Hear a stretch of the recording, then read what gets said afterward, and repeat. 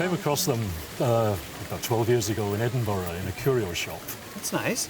And was there, did they tell you anything about its history at all? Well, there was a label on it saying it was almost certainly.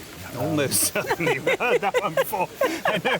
Yeah, tell me, almost certainly what? Almost certainly made for Queen Victoria in mourning for Prince Albert, and I wanted to believe that. Well, I think it's not terribly likely, actually, because although they're very beautiful jewels, they're not quite so sumptuous enough for a queen, I don't think.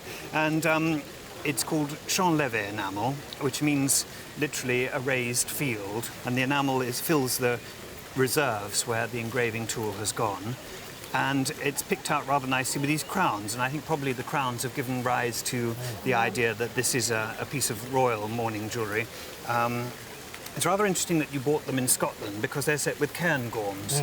And of course Victoria and Albert had very strong associations with Scotland, and they enjoyed finding these raw rock crystals and having them polished, and it created something of a craze at that time. I think there's a very strong possibility that they are mourning jewels for Prince Albert, but they may have been made to a royal order to be given to somebody of lesser stature, and my guess is that these are probably for a particular lady at court.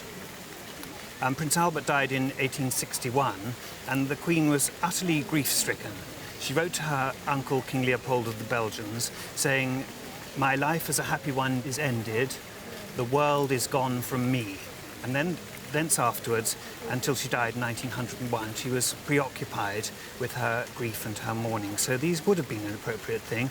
The date of 1861 is absolutely perfect for the style and work of these jewels. So I think in a way it's sort of credible. We just slightly missed the bullseye. Step or two down. Not a real big lie, it was just a small lie. Yeah, a small lie. Well, those sometimes so very necessary in life, aren't they, really? But I'm not sure they should be brought into commerce, really. You wanted to wear them when you bought them, did you? Did you find them wearable? Yeah, I find it, but only when I wear black. I Yes. think it only looks good on black. Yeah, I think it's absolutely splendid that you're wearing jewellery. Yeah. There's the English are very frightened of wearing jewellery today, and you show them how it's really done. So that's but great. it's a bit difficult here in Yorkshire when you live in Yorkshire. No, I don't and think walk so. through the fields. No, no, I think it's brilliant to see you walking through the fields. You'd rather like Mary Queen of Scots, I think, wearing that, wouldn't you? Brilliant, brilliant idea. So, come on, we're all itching to know what they cost in Edinburgh 6 years ago. Come on. He didn't tell me. Judging by what I'm hearing, He's going to tell you now. I'm hesitant to say.